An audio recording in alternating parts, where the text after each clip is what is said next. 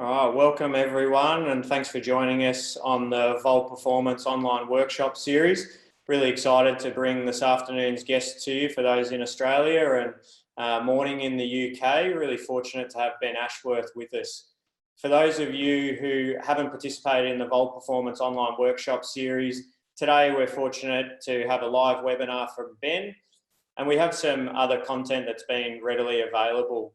The idea of these workshops is to facilitate creative discussions and engage with practitioners all around the globe to share ideas, experiences, and today we're fortunate enough with Ben's history in high performance sport and work with shoulder research to really get a great insight into what he's been doing. So for those of you who haven't met Ben before, he's the current Director of Performance at Sparta Prague. Prior to this role, he worked for 6 years at Arsenal Football Club and is currently consulting with a number of teams around the athletic shoulder. I'm not going to take up too much of Ben's time because I know the presentation he's got today is first class, so I'll pass over to Ben, and at the end we'll have a live Q&A session. If you've got any questions throughout the presentation, feel free to post them. We will just address those questions at the end of Ben's presentation. So I'll pass over to you now, Ben. I'll just stop sharing my screen. All right, we're ready to go when you are. Okay, mate, good morning. Thanks for that. Morning, everybody. Let me just get this up and running.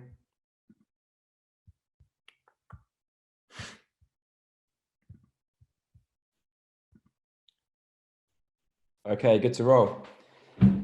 Yeah, so good morning. Thanks very much to Val for inviting me. I'm hoping my voice gets through this. I've got what's called Zoom throat as a result of these online meetings and conversations. So bear with me. Yeah, I'm going to talk today about the shoulder monitoring journey that I've been on over the last few years. And I want to sort of set the scene by looking at the background behind what I'm doing currently.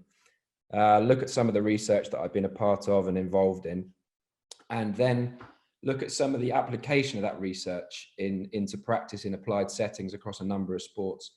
And just before we have a Q&A, look at sort of future directions and perhaps some thinking about where things should go in terms of the industry in this area. So it goes back to pre-Olympics in 2009 to 2012 with my work with the British judo team, and I traveled around the world with the judo team with 28 players, and there was one of me, so I had to pick a way of monitoring players to see whether we can push them forward or whether we had to pull them back. So my two weapons of choice were, one was a tilt meter on the iPhone app to look at range of motion, and the second thing was a handheld dynamometer, which I was very fortunate to be given the budget for.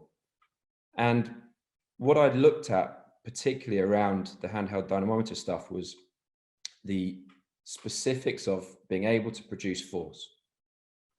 And it gave me some really nice guidelines that I could have conversations with players and coaches and show them some objective data to tell us where they were, whether it was in competition phase or in a training block, or whether they were coming back from shoulder surgery. And as you can see here, this was one of the mainstays of my return to shoulder pathway for judo players recovering from surgery, which is a 16-week return to play, 4-phased process. And we could tell from that objective data and the trust we had in it, that if an athlete, for instance, one of our players had 96% of his external rotation strength from his pre-surgical state by week 6 post-op. So there was no need to particularly focus on external rotation strength as we went down the road. In fact, he had a problem with his range of motion early on. So we could focus rehab guided by just those two simple tools. And I think as I'll go through this, it's the thought process rather than necessarily the tools you're using that are really important. So when I looked for research actually that was out there, what I used most was looking at external rotation strength. And in my hands, which is very important, that there's that consistency with measurement. In my hands with a handheld dynamometer, when we were measuring it in prone, if a player didn't have 20% of their body weight in terms of producing force in that external rotation direction, then they were much more likely to develop symptoms that were going to lead to time loss. And that's unpublished data, but it was something that in my applied setting I used to influence decisions about training. From the literature that supports that, there's a lot of stuff around external rotation strength that's come out since that time that supports, a link between just that marker and looking at markers of performance, markers of fatigue, and pain in different sports and cohorts. And some recent work from Scandinavia and handball that suggests that actually, as long as we're in a sort of training situation where the chronic load and the acute load in terms of the ratio, any spikes in load above 60%, there's going to be a problem anyway. But it matters to players in that context that if there's an increase of between about 20 and 60% of volume or intensity, that actually it matters whether you're stronger. So it buffers against spikes in load, which is something, again, from the language and discussions around hamstrings, we already know from lower limb is an important factor. Not only external rotation strength and force production that we measured, but also a balanced ratio. So thinking about the joint reaction forces, maintaining that joint in homeostasis. So that was just a sort of very reductionist model based on my available tools. And I think when we're looking at testing, there's often this reductionist approach. So, there's a lack of consensus, which is quite underwhelming, about the appropriate measures for upper extremity performance. There's a lack of gold standard, and there's some excellent researchers out there, but how does that apply to the sporting context? Most of the things we measure are quite far away from the sporting action that we're trying to analyze. And you can jump into two schools there. Do we want a test that exactly replicates the movements and the kinematics and kinetics of the action that we're trying to assess, or the players and the athletes we're trying to assess? Or does the test itself provide value in determining how we program for those athletes? And are there certain aspects of a test that correspond to that sporting task? So I just want to pick out of my testing philosophy, which came up over the last maybe 10 years now. But I want to pick out that, it's not about just being strong enough and producing force. And it's also about, when you need to access that force at the right time in the right place to either perform, throw fast, smash someone in a tackle, or protect your joint around those meaningful actions that create injury, then we need to also look at the rate of force development. But in terms of testing, and any test, looking at some papers from Franco, essentially there's probably 4 questions you need to ask about the test to see, whether it's going to be useful in your setting. And this was a process that we went through. So firstly, is it valid? Does it measure what it says it's measuring? And is it, has it got ecological validity? So does it apply to the results of any studies that you do apply to the context and the environment that you're working in? Then is it repeatable? So that's really important. So when we're deciding what's signal and what is noise, and whether you're going to get consistent measures and results, that's one important factor. And that drives pretty much what is sensitive. So sometimes you can have a more volatile measure, but if the signal of that measure is okay, then anything outside of that is going to show meaningful change. And that's really important when we're picking up things like changes in force production or changes in rate of force development, appropriate to an athlete's stage in rehab or in terms of monitoring neuromuscular fatigue. And then the last one is it interpretable? So do you have to spend 2 hours to try and get some data by crunching that data that's then going to have to apply to an athlete in that time, in real time?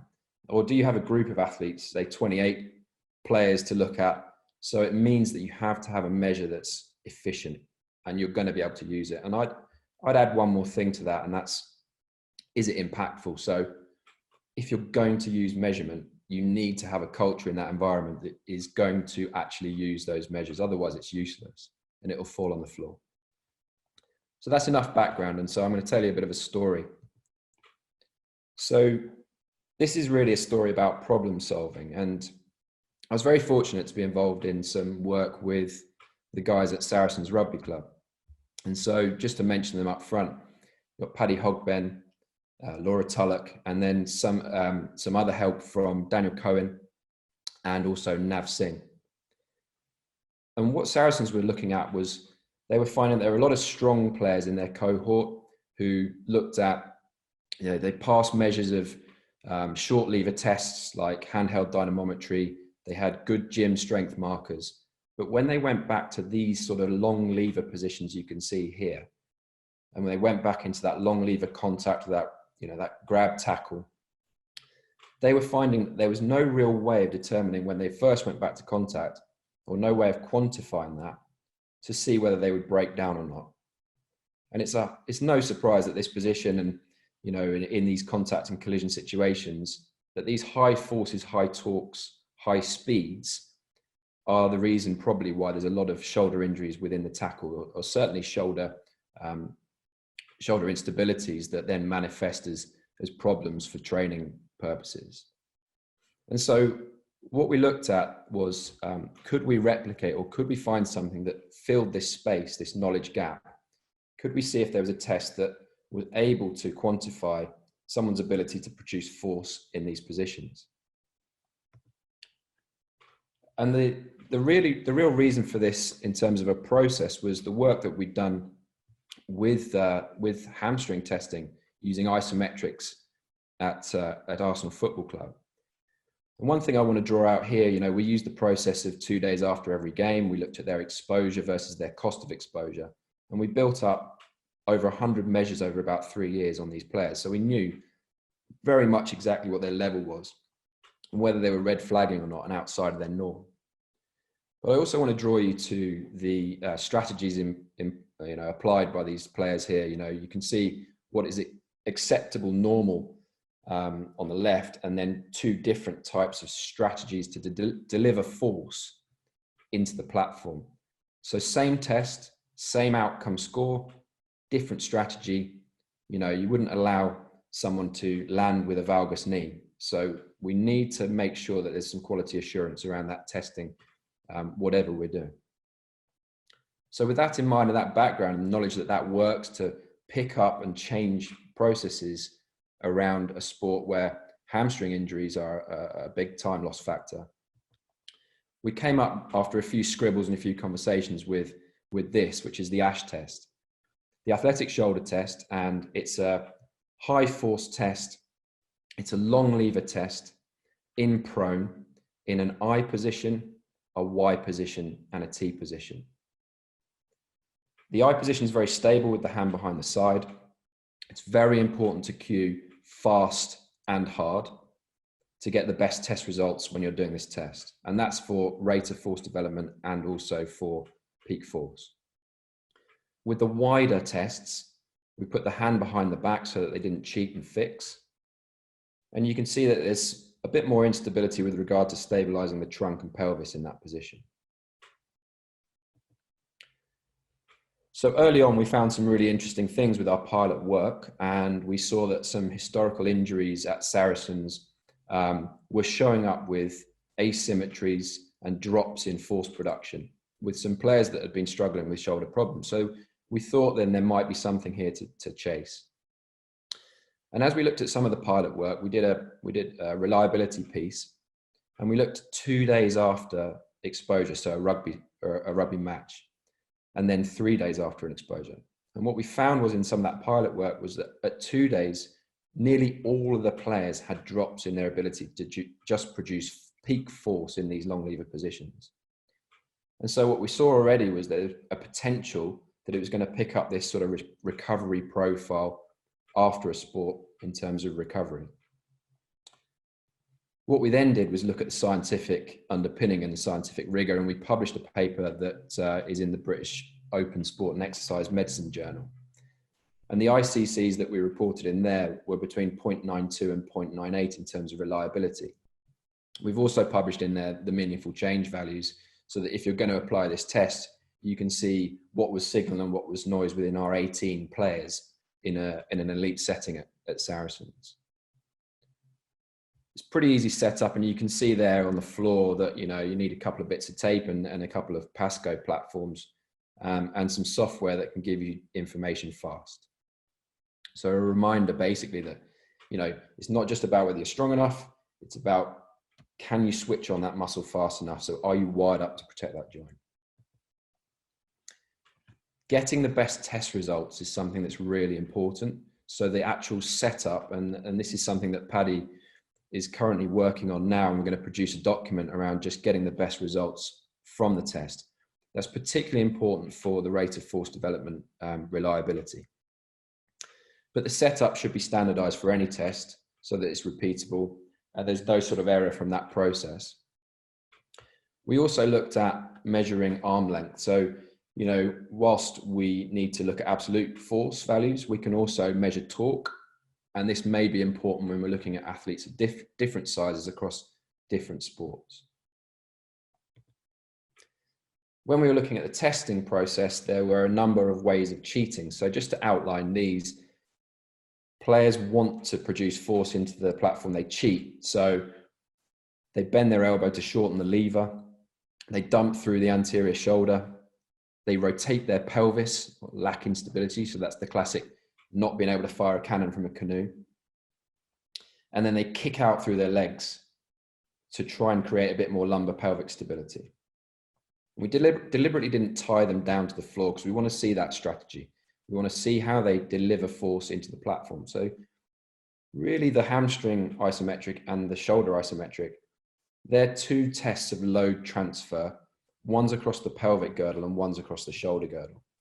They're not a direction specific test necessarily. They're not testing pecs. They're not testing hamstrings. And then in terms of compliance, this is something that we put together to make sure that the athletes and the staff working with the players when we were testing them, they were educated prior to coming into the test. And that also sits around a familiarization piece that I think anybody testing in sport understands. So, you're probably looking at 3 to 5 measures before you're going to get good, consistent results. And that's really important prior to your first kind of test.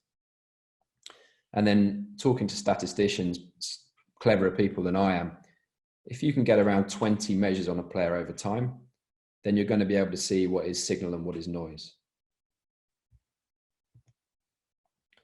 So in terms of what we get out of this test, we look at this magic squiggly line, and one of the coaching cues that we used with people who couldn't produce force fast enough, so that steep upward curve or the attack phase, if you like, was to draw a box.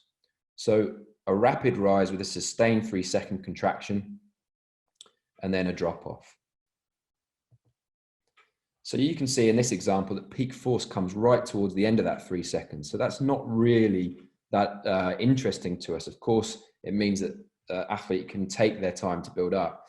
And from what we know from lower limb measures of more sort of rate metrics, is that they're more sensitive to fatigue. So it's important we capture the meaningful timeframes. And looking there, we're probably looking at the first 250 milliseconds. So in terms of quality assurance, we need to know that that curve and that raw curve looks right, that the start of movement's in the right place for those people who are going to use this test. And then we're still looking at the best measure across different sports and across some of the data we have to see which RFD measure is the most important. And one of the things that's worth looking at, I think, is your time to 80% of your peak force. So you're not going to be able to access all of it, but how much of that can you access within the first 250 milliseconds or even the first 100 milliseconds? So just a recap of what we've talked about so far.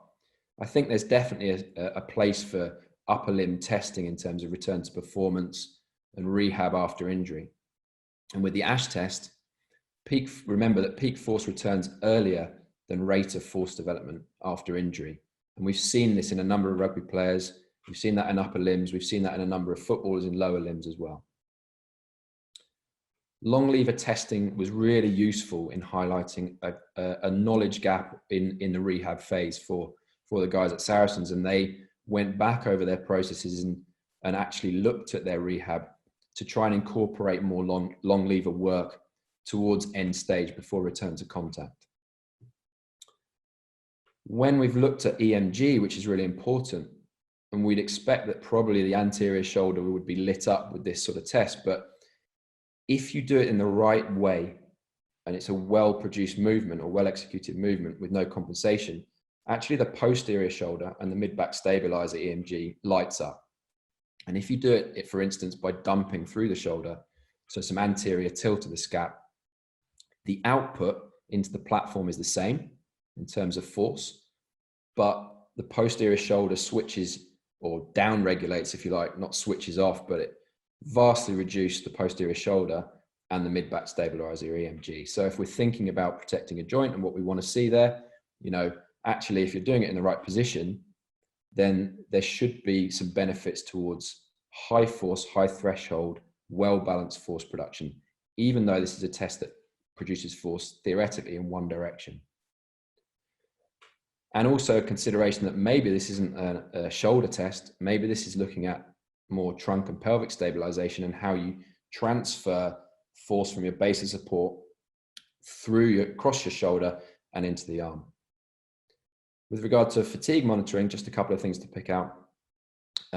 RFD may be more volatile, but we've seen that when we familiarize people that, those see the coefficient of variations can be low across three to 5 trials. And also it can be more responsive and more sensitive to spikes in training load. Isometric tests like this are time efficient and low mechanical cost, so not like an eccentric test, so you can position them wherever you like around competition and training.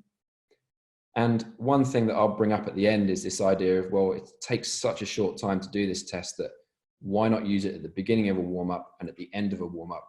Doesn't matter what you do, but as long as you've got a reliable test, you can see, have you been effective in improving someone's rate of force development and their capacity to produce force. So let's look a little bit about that data and now look a bit in more some depth around that. So, normalizing test scores is something that's been done in lower limb. I think it's very important considering the different sizes, particularly if you look at a rugby cohort. And there's just some normals there, forces up to 320 newtons in terms of an eye test position. When we look at that in terms of the relationship between the I, the Y, and the T, there's actually a sort of pretty continuous relationship between those values. So if you see a position specific drop, it might be interesting and you need to look a little bit deeper as to why that might be. When we look at the 18 rugby players from Saracens, you can see when we just look at peak force there that you've got the 2 guys in the middle that stand out as being the highest ranked across the squad. But if you look out on the right wing, athlete number 18, when we normalize his scores against his body weight, he becomes ranked number 1. And I think so it's important from my side to look at both, so relative and absolute force. So just some information that I've been, I've been in a lot of conversations with loads of people, and I'm happy to share anything that I know and my knowledge with respect to the confidentiality that sits around sharing this data. So from an anonymization point of view, I've had permission to be able to share some of this information, and I haven't put any details in there that compromise any conversations I've had, which is really important to say. So when we're looking at female throwing athletes here, this is a modified ASH test with a sunken platform using a dumbbell. And these are high-level elite throwers, javelin, shot put, hammer, discus. The peak force there in a female cohort of throwing athletes was 172 newtons. But the relative force, again, doesn't sit too far away from that score that we saw with the rugby players. When we looked at the eye position test, and this is only a small cohort of nine athletes. So, recognize the limitations of this data. But when we looked at the 1RM bench, in terms of eye force, so production of peak force in an eye position on the dominant arm, there was a reasonably strong relationship on a scatter plot in terms of a linear approach. But when we looked at that 1RM bench relative to body weight, and we looked at the I force relative to body weight, then that brought some pretty interesting comparisons, which I think are really important. We also looked at swimmers in an I position against a 1RM relative pull-up. And there was very little correlation between that. So is there a suggestion that there's a direction-specific correspondence of this test to more pushing actions than pulling actions, even though you'd expect that maybe in a swimmer in the I position, it corresponded more to their sport? So looking now a little bit at rate of force development, and this is some work from Alejandro Sanchez in volleyball at a decent level in Spain. And the first thing to say is that what he saw when he looked at a group of athletes at very fast rates of force development, he identified that these sort of dark symbols here were the ones that were injured or went on to become injured. So there's certainly something around looking at low rate of force production with regard to potential to look at consequences with regard to injury. What he also did, which is really interesting, is he looked at spike velocity, and he looked at some markers, all the markers that you can look at with regard to the ASH test in terms of velocity, in terms of rate of force development and peak force, and found some pretty strong correlations between some of those metrics and spike velocity.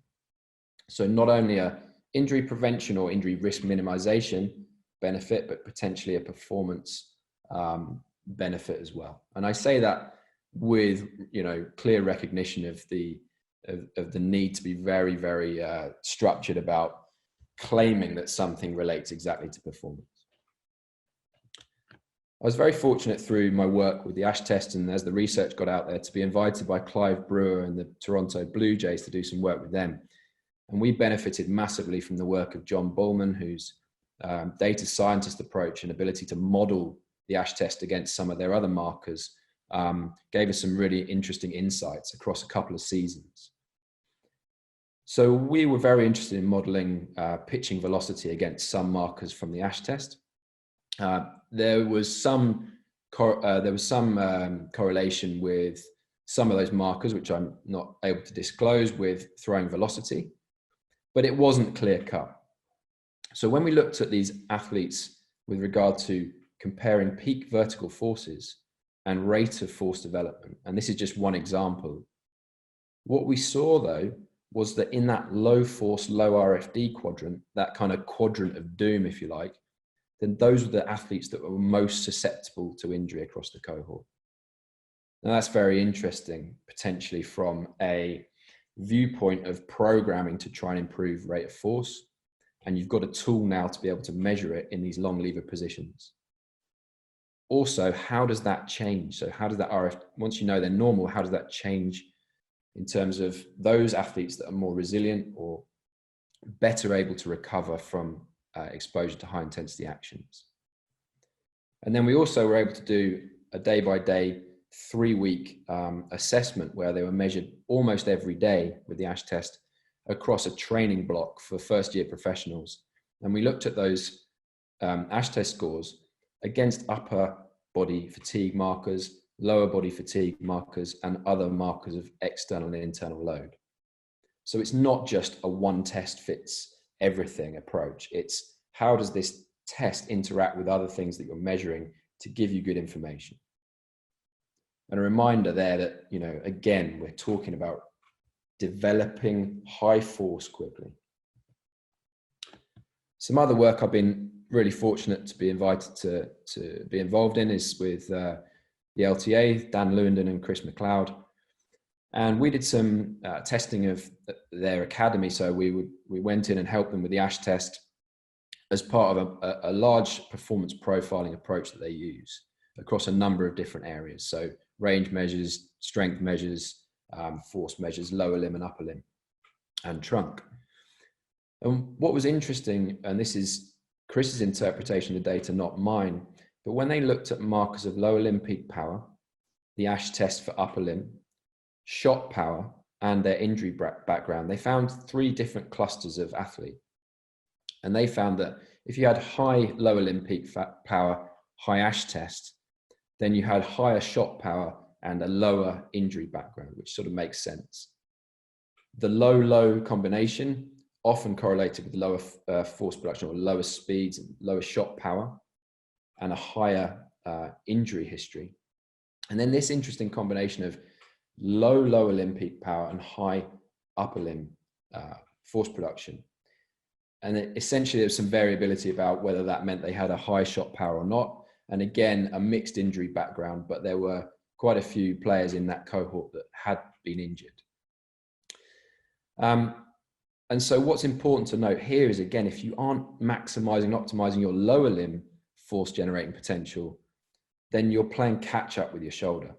So the ASH test in isolation isn't giving you any information, but in combination with other measures like a CMJ, for instance, it may give you some really nice global markers to look at how people are building up and generating and then delivering force.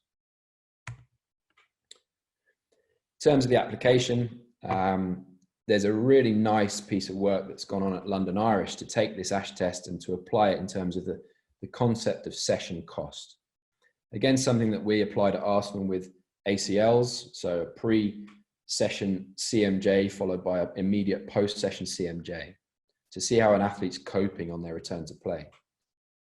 So what Paula did and her group of performance staff at London Irish was they did an ASH test on 2 size matched players. So an injured player with 1 injured shoulder and 1 healthy shoulder, and a non-injured player.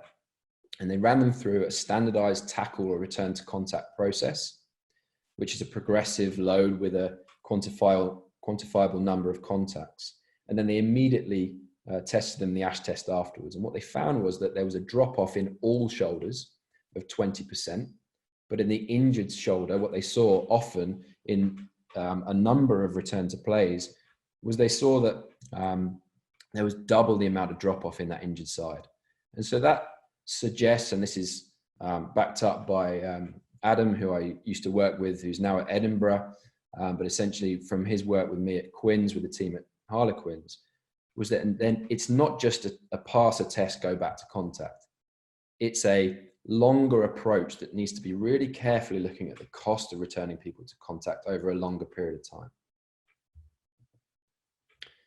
We wrote an editorial, Daniel Cohen and I, about the use of rate metrics. So it's not just the ASH test that we used. And in that article, we showed an example of a goalkeeper. And at week 6 post-op, we can see that his handheld dynamometer scores for external rotation, his athletic shoulder test scores in a T position are low in terms of his contralateral side. But when we looked at week 10, those force scores were back up to normal, and normally speaking, or if they would be my judo player, we'd have let them probably go back into contact or collision. In this case, though, the rate of force development is still way off the other side, so around 23%. And in terms of plyometric push-ups, the peak landing forces, when we look at those, again, they were showing signs that he was unwilling or unable to accept force through that injured side. And there was still a 17% deficit. So making that decision on return to play needs to be guided by things other than just peak force. I think you get my point now. I've also been very fortunate to have a lot of tools available to me. So this is an outfield player at Arsenal coming back from injury.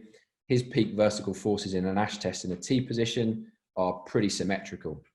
But when we look at his ability to produce force at 100 milliseconds and 150 milliseconds, there's a clear difference between that. When we match that up against his ability to perform a kettlebell press using a gym aware, so looking at that velocity, again, you can see that there's a consistent change within sides there at 2 different weights. And that seems to marry the scores we're seeing in terms of rate of force production in the athletic shoulder test.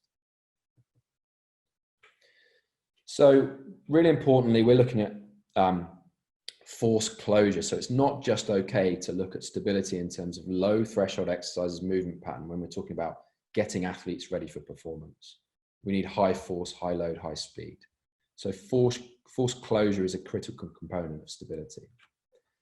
Another way of measuring force, and this is employed by a number of teams now, is using isometric assessment and training. And I was asked by Val to look at developing isometric testing using the force frame. When I looked at that and I tried to apply the lower limb research to the upper limb, there's clear value with regard to pain modulation. And there's a lot of lower limb evidence out there to look at isometrics in terms of minimizing pain. There's also potential that there's going to be some influence on tendon structure. Some recent paper from Jill Cook and Jill Cook's group there looking at trying to find a sweet spot for loading with our athletes. And I've just put down there some sort of sensible dose with regard to how I would approach upper limb tendon pain modulation, maybe some pre-session activation stuff where we look at sub-maximal holds, and then more the heavy load stimulus for your elite group and these healthy athletes before they go into training. So looking at about 60 to 80% effort, 10-second contractions 6 times with a good rest of more than 10 seconds in between. Here's some anonymized data that Val have picked up from testing in Major League Baseball. It's not looking at dominant versus non-dominant arms here. It's just looking at left versus right. So it's a descriptive piece, but it gives you some values that you can use to see that actually these are the kind of forces in newtons that are produced in terms of internal and external rotation strength.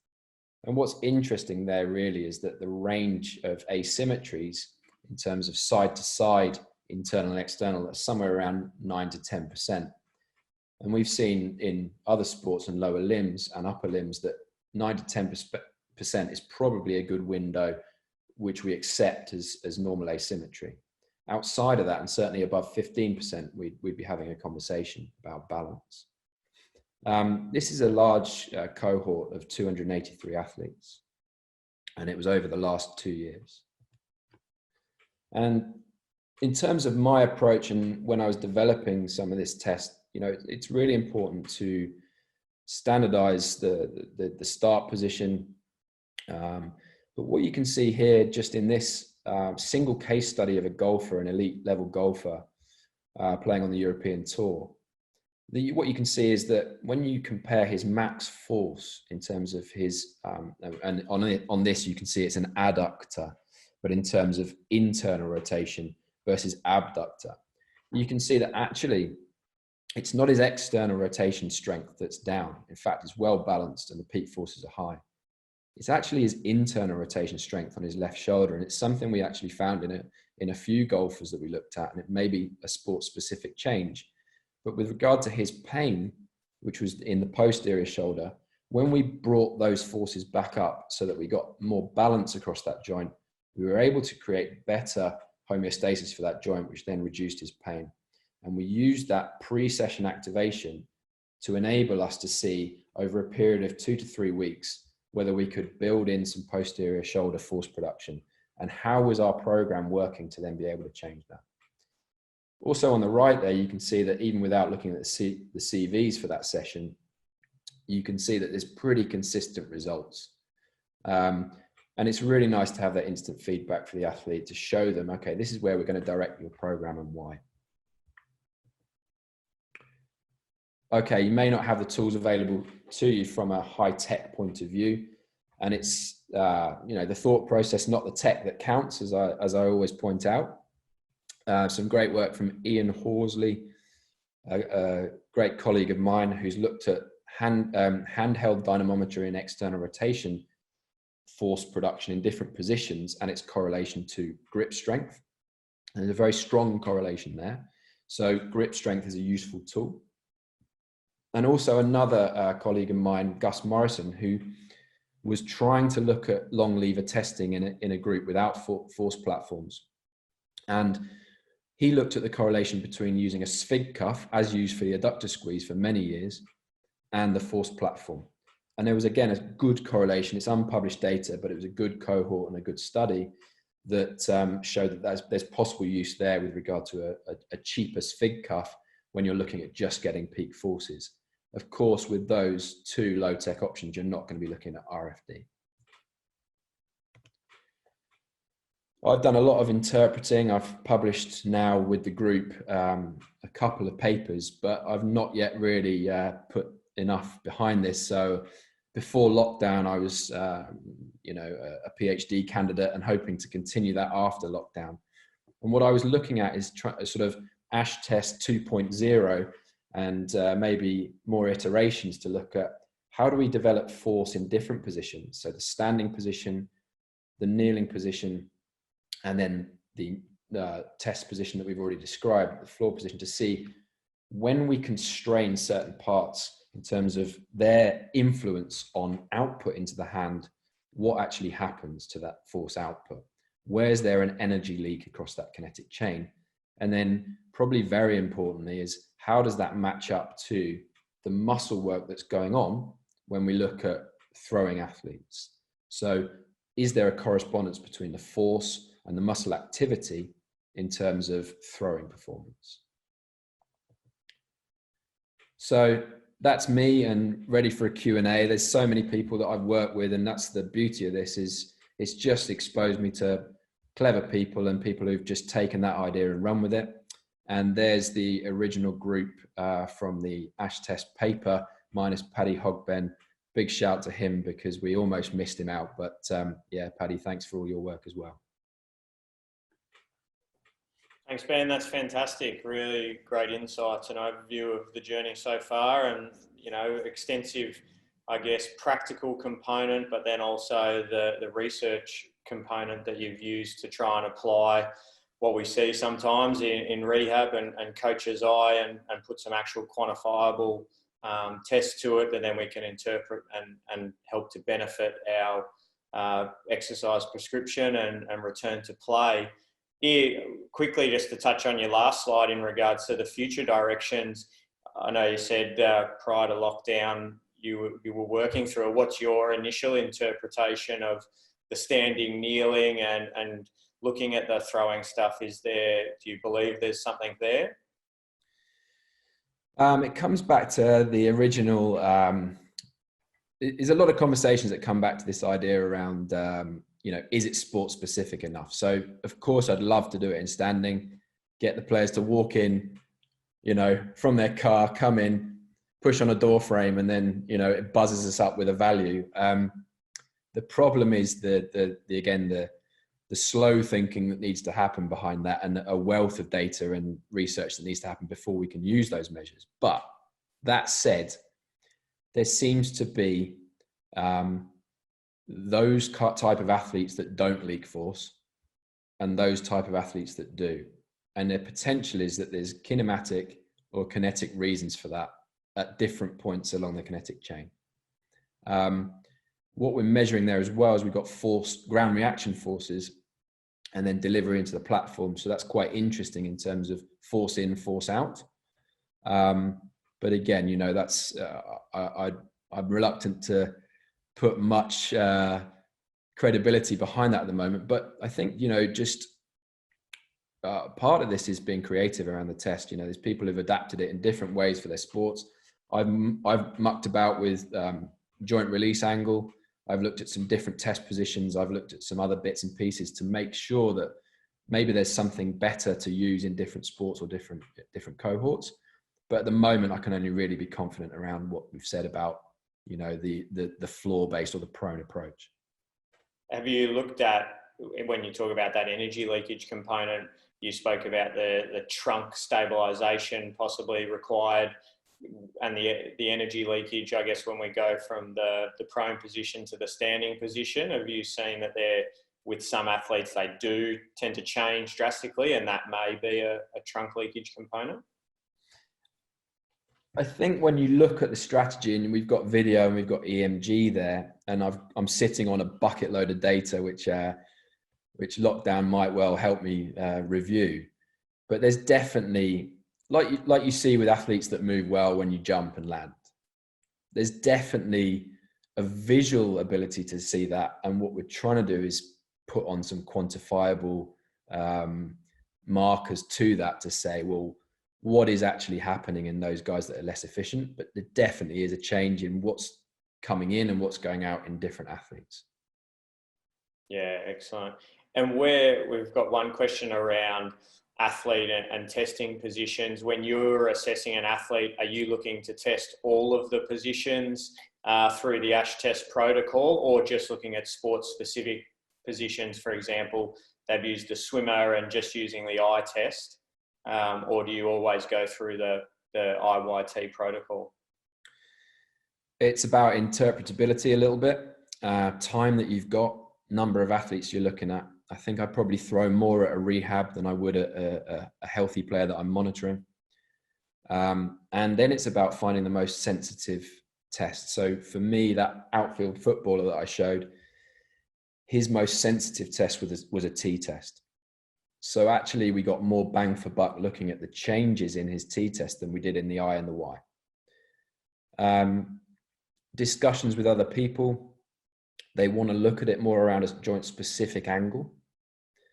But I think one thing that's really worth pointing out is if you've only got one angle, then you don't know whether it's joint specific or an angle specific thing, or whether it's just a general kind of loss of force across the shoulder girdle. So I think having two, like with the hamstring, that sort of outer range position and that inner range position, I think if you're changing the potential, the muscle lengths in that isometric, you may get some different information that enables you to guide where you target or focus a little bit more, if that makes sense. Yeah. Are you aware of any research done in swimming population at all at the moment? Yeah. Yeah. Well, actually, we've looked at 50 British swimmers. And one thing that we looked at that with the original cohort was that, and you know, this sounds obvious, but the endurance swimmers seem to have lower RFDs than the sprint swimmers. So that is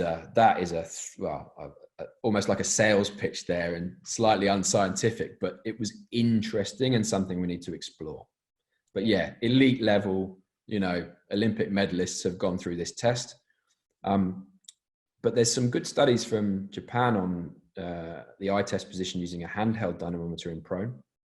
And they've looked at that. So I forget actually at the moment, I usually have it at my tip of my tongue, but I forget the reference. But anybody who wants to contact me, I can give them that. Yeah. It makes sense, doesn't it, to be in that eye position and that kind of pull or the catch there. But again, like I said, with those swimmers in China, and it's a small cohort, but looking at their pull up, there didn't seem to be much relationship between a pull up and that eye position force production. Yeah. So yeah, interesting. We have a question just regarding baseball testing and whether or not you've seen anything in regards to prior to UCL injuries or shoulder labral injuries post-op, whether you've had any issues with testing in those positions, and then also what time points you feel are safe to test post-operatively. Right, I'll try and remember those. So with regard to the relevance to a specific injury type, when I've been allowed in behind the scenes and signed an NDA about that information, I've been able to see their athlete injury information as well. And in terms of single case studies, there's some really interesting stuff around asymmetry that's there across a number of different positions, and also some changes within peak force and RFD. But again, it's not published, so again, take it for what it is. Remind me of the second part of that, please, mate. So just in regards to post-op with labral injuries and also the elbow injuries, in regards to safely testing post-op, your timeframes around that? Well, again, it depends on your kind of willingness to push and also the time available. So do you need to push early? It's a fast, hard, maximal test. So I think I'd be looking at, the peak force stuff. You can always use the ASH test to build up without looking at rate of force, and just do a sort of sub-maximal test. I think it's worth doing, and that's also part of a familiarization process, but you're looking at their willingness to produce a score there. If I had to give a time zone after a labral injury, I'd be comfortable looking at an ASH test, and that goalkeeper was a posterior labral injury. And he'd had surgery, and one of those results was at week 6. And we'd already done some testing with him at week 5 to familiarize him submaximally. And so I think with the elbow stuff, I haven't been involved with elbow stuff. I don't want to give you information around that. But my thoughts on it, if you want an opinion, are essentially that, again, it's up to the athlete how hard they push. As long as you coach them that we're going for their sub pain max, I think you see a really nice progression of force production, and you can monitor symptoms on a visual analog scale along a process there that gives you some really interesting information that picks up what's happening early on before they come into a sort of unprotected phase or a preparation phase of rehab. Yeah, I think it's a great point. You can almost use the test position to build their confidence in generating force at different angles and at end ranges. And especially if they've already earned the right to get to those end ranges, then using, even as you spoke about, the submaximal isometrics to build tissue tolerance, which may eventually turn into them doing the test with them without them even knowing. So yeah, exactly. Training is testing, testing is training. The buzzword that's out there at the moment, not sure quite what it means, but it's definitely worth using it in that capacity. Yeah, you spoke about the alternatives to not having force plates to possibly do some shoulder testing procedures. If you've got the handheld dyno or a SFIG, are you still comfortable using the ASH test protocol in those positions with that? And if you've got a handheld dyno, how would you set it up in your environment? Yeah, so you need to stabilize it in some way. Like when I was mucking about with dynamometry, I'm always trying to fix it because of the research that says actually the human component of that means you'll get different results. Yeah. So that's why I say in my hands. So yeah, I think you fix it as well as you can. But the Awatani paper, that's the Japanese paper, it's come back to me. They looked at just pressing down in an eye position with a handheld. Gus's work with the SFIG, again, he didn't fix that SFIG in any way and got some good reliability with regard to intra-trial and inter-trial. So yeah, it is what it is. So yeah.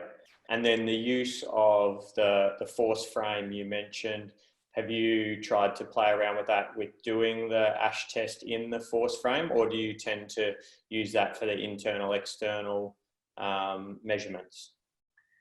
I should have put a slide in of all the positions I've got into around the force frame and all the parts of the world I've been in when I was doing it. I think I remember Chris Rowe and I were in a hotel in Vegas. That's maybe another story. Looking at some initial test positions, but yeah, I've looked at all of them. And I think, with the fixed component that the force frame provides, then that gives you a really nice opportunity. You can do that in prone. I've done it in supine as well, pushing up. People always ask, actually, what about pushing back?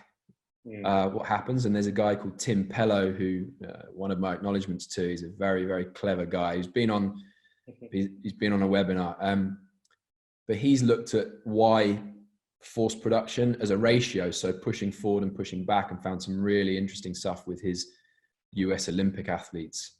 High numbers, unpublished stuff, but talking to him again, it's a real eye opener around how that might impact on your upper limb function. So yeah. Yeah, no, Tim's a fantastic practitioner and always challenging the standards, or I guess the norms. So definitely, and I guess the concept of using force frame or the handheld dyno and any of those components is, as long as you have a repeatable process and you do multiple tests with your athletes, then you can understand what your coefficient of variation is and identify your smallest worthwhile change. And as long as you understand the signal and the noise, then we can start to interpret it. But yeah, whether or not there's comfortable scientific papers that have been released, you know, and it is tough in those regards. Yeah, I think, mate, that, you know, in fact, there's probably even people like Ben Rosenblatt using effect sizes for isokinetic stuff back when I was working with him with judo players, you know, looking at that reliability of the stuff that we were doing, you know, there for lower numbers and lower numbers of tests, but being able to be confident that what you're doing is producing meaningful change. And then speaking to Joseph at UFC in Shanghai as well, I had some good conversations with him, and talking about this signal to noise ratio that now is looking at that intra versus inter test reliability piece. And again, that's something, you know, we need to go back over our data and look at, because there's probably some really interesting stuff in there. Yeah, definitely.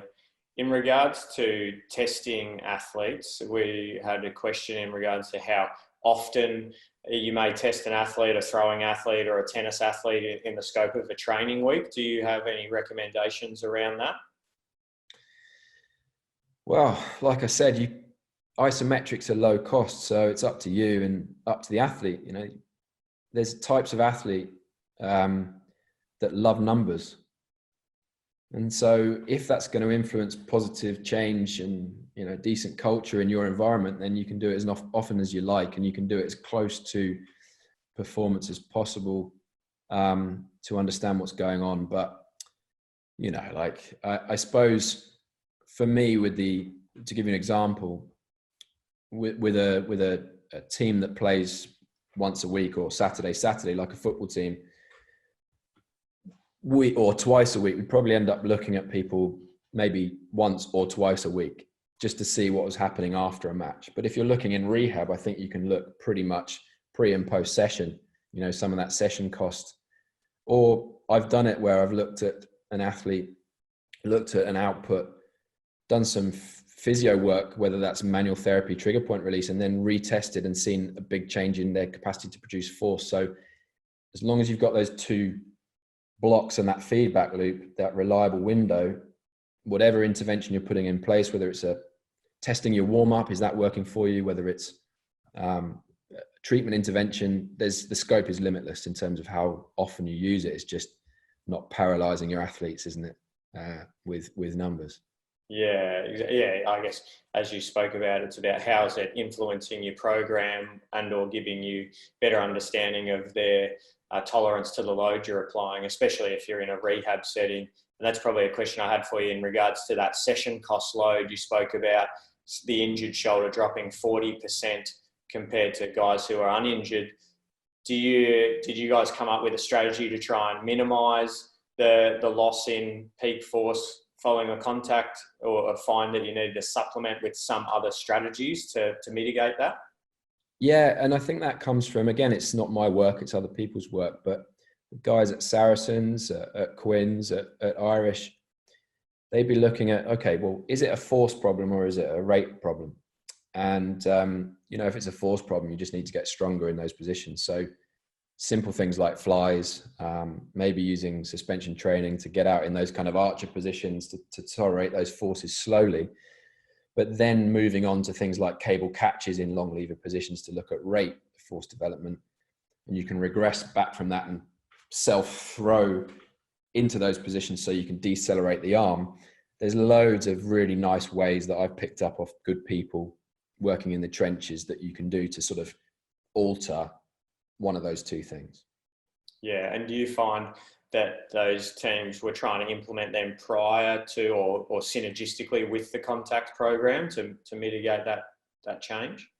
Yeah, and I think one team actually mentioned that they, you know, when they looked at the normative values that across their squad in pre-season screening, theirs were quite low across the board. So they actually used the ASH test to guide an increase overall in general strength. I mean, that's a, you know, tongue-in-cheek thing, but that's a real conversation that happened. So not sure whether it was whether they were doing the test necessarily exactly the right way, or whether their players were just made to do a shed load of upper body work and they got a lot stronger. But no, I think it was a real a real thing there. And maybe in those long lever positions, it shows you that, you know, there's this stuff under the surface that we just don't see unless we test it. And that's a really important part of it. Yeah. We had a question regarding when you showed the case study on the female throwers and the dumbbell on the platform. Is there any difference between scores using an open palm or changing, you know, obviously you're trying to standardize as much as possible. And then also maybe if you can just touch on the recommendations around limb weight for the ASH test and what weight we need to, if we need to measure the limb or apply a standardized limb weight depending on the cohort. No, well, for ease of access in terms of the numbers, it's standardizing the limb weight is probably the best way of getting those measures. It's important, and you know, there's cleverer people than me that want to look at load that picks up not just upper limb load, but then the force generated from the base of support to see system load, and then sort of weighing the limb might become important. But I don't think it's important. You know, you zero it basically with the limb on. So when you zero with a dumbbell and the hand on as well, it's kind of the same, if you like. You're standardizing the start point. So that's one thing there that I was answering. The other thing is around the closed palm versus different. Again, many different things that I've looked at, but not high numbers, just me. And there's a definite difference, and it may come down to,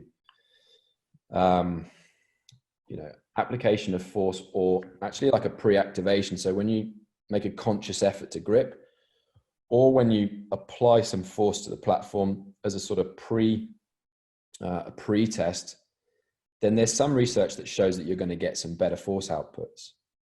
Now, I wouldn't encourage that. I'd probably just go the way we've done it, which is so far it's just to rest the hand on the platform, and that enough is okay. Because what you don't want to do is create like a counter movement, because it'll ruin the sort of force time curve with regard to the rate of force development. Yeah, and if you're trying to stabilize, to standardize as much as possible to get those RFD numbers, you really need to make sure that the amount of pre-tension that's being placed on the plate is as stable as possible. Otherwise, as you mentioned, your coefficient of variation is going to be quite large. So you're not going to be able to use that number to assess change, as you spoke about earlier, in regards to possible fatigue markers. In regards to the warm-up component, or possibly using it prior to training, have you tried to do it as athletes self-monitoring, or do you think it's always necessary to have someone guiding the prescription component of this? No, that's something that we worked on, looking at the iPad app. You know, that's again applying a lower limb thought process to upper limbs.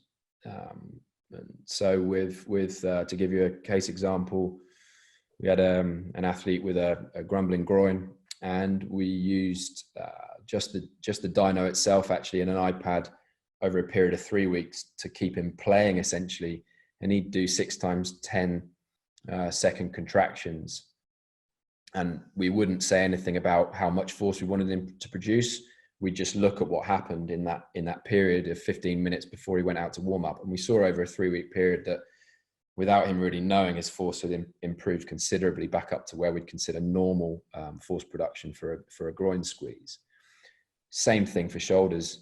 You know, when you've got the capacity to program now, you know, whatever you want, you can look at rest periods, you can look at time, you can look at a percentage of max contraction, and you can then decide how much they stay within the bandwidth you set for an isometric contraction, and get a score about impulse over time. And looking at that kind of time under tension or workload score across a week, you can look at dose response. So it's perfect. And it's something, again, that if the athlete's really interested and you can give them an iPad and go off and do it, then yeah, leave them to it. It's easier with the lower limb than it is with the upper limb. You need to find a place to put the iPad. So yeah. Yeah. And I think sometimes the upper limb setup, you need to be really diligent on making sure that they're setting up correctly. You know, like what you even showed with the lower limb setup, athletes will try and cheat. And if they are kind of gradually getting stronger, then how they'll shift their body to generate more force, you've got to just be aware of where possible. Yeah, I think that's again about education and coaching, and you're going to check in with them, aren't you? Probably if they're doing it in a room full of athletes preparing, you're going to be able to keep an eye on them. So yeah, if you see something abnormal, you're going to correct it. So yeah. We've got another question regarding rehab and return to performance. What sort of peak force and rate of force development would you feel comfortable with an athlete having before they return to contact? Are you basing it off their pre-injury normative data or a percentage of their uninjured side? What's your experience been with that? Both. So simply both. We know what the potential of the human body is to produce force. We know what the maxes we've seen in humans and how that relates to body weight. And we know what the maximum rate of force development or over the first 100 milliseconds is. So if you're seeing relatively low scores compared to that, and in your cohort, that's a relatively low score, then I think you need to consider that needs to improve. So there's a few different ways we'd look at whether it's good enough. We haven't got the numbers yet to create a cutoff to say athletes above this score are more likely to get injured than not. I think that's something that we'll see whether we can develop over time and whether that's going to be relevant. Yeah. You spoke about the time to 80% of max force. Is that more so important when you're assessing guys' uninjured kind of physical capacity in regards to determining whether they're high force or low force or high RFD, low RFD guys? Yeah, I think it is. I mean, there's a lot of healthy, inverted commas, athletes out there throwing, tackling, kicking balls, whatever it is. And it's amazing the sort of normal abnormal, isn't it? So I think to have a marker of a group, especially, it's worth time investment in terms of if you've got a lot of upper limb time loss injuries, to look at your healthy guys as well at some time points. And I'm a very big advocate of monitoring rather than screening. I just, having spent years looking at screening, don't believe in screening in isolation. I believe you should screen or test at the beginning of the season the things that you're going to use as monitoring tools throughout the season. Of course, I think I've answered the question. Yeah, no, perfect. One question I had for you was regarding the plyo push-up protocol that you use, and I guess the best strategy for using it as part of a return to performance test. How do you go about setting it up, and what metrics are you looking at to use it as part of your test? Yeah, I mean, you can look at very similar stuff to the CMJ, actually. So you can look at the kind of measures there. We don't, again, have enough behind it, the same weighting, I keep saying this, but as the lower limb stuff and how it applies to injury, but you're looking at, rate of eccentric force.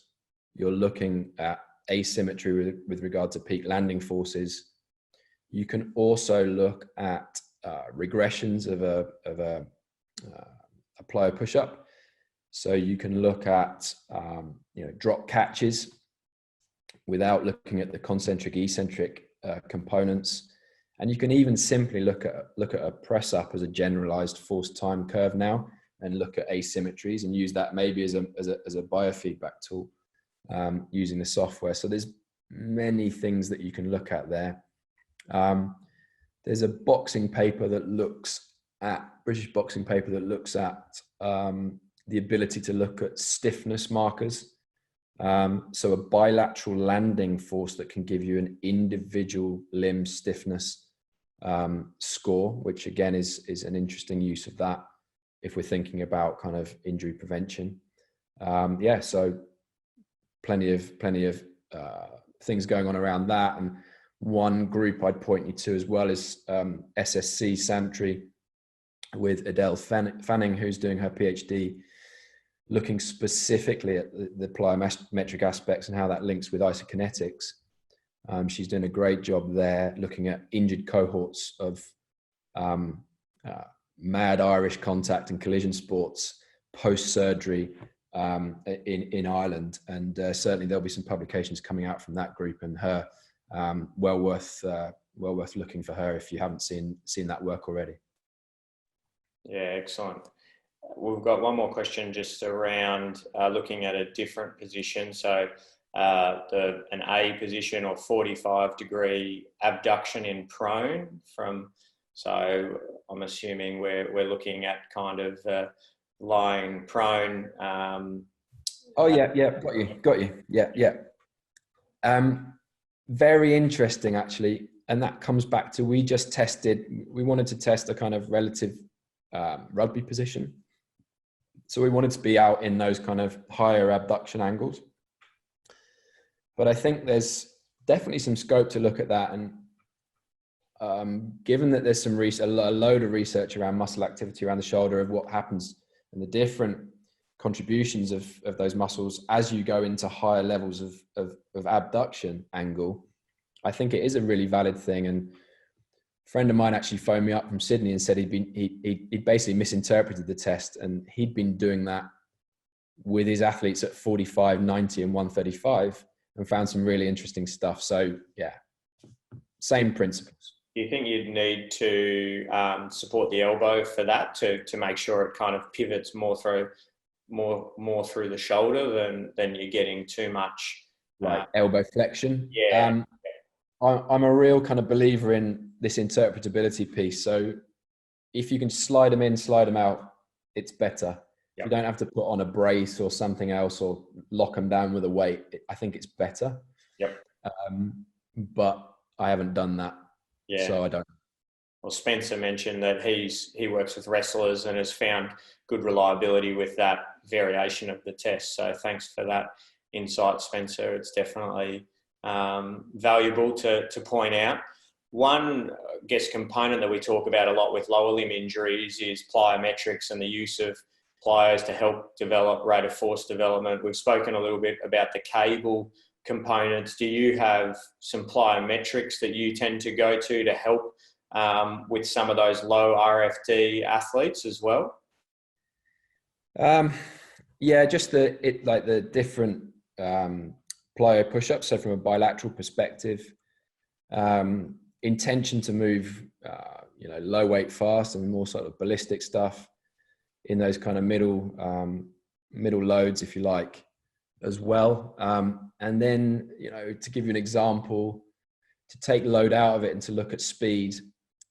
If you imagine a Swiss ball on a wall and a guy that's holding it on there with one arm, and then he has to transfer and accept load quickly. There's other kind of clever ways of doing that, or even band offloading a plyo. So like off a squat rack, band around your middle, and then doing a plyo push up with the forces reduced, but with trying to attack it with as much speed as possible. Again, there's, whether that will eventually influence your ability to tolerate force, who knows, and whether you can use that as a pathway there. I think you could justify that as an approach for sure.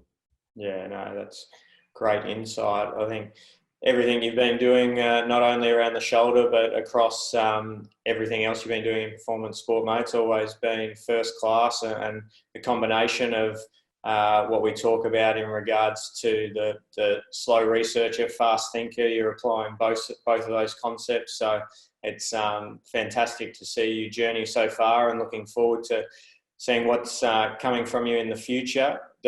Grant has just asked one question in regards to some research that they're doing at the university in South Africa. He's wanting to share your details with some of his students because they're using the ASH test. So I know that you had your email on the slides, but did you want to just maybe repeat what your best email contact is and social media? Let me just see if I can just pull that back up. quickly. There we go. Yep. ben@athleticshoulder.com. Perfect. So yeah, people, I love these conversations. So Spencer, reach out to me, please. I want to discuss that 45 or A test.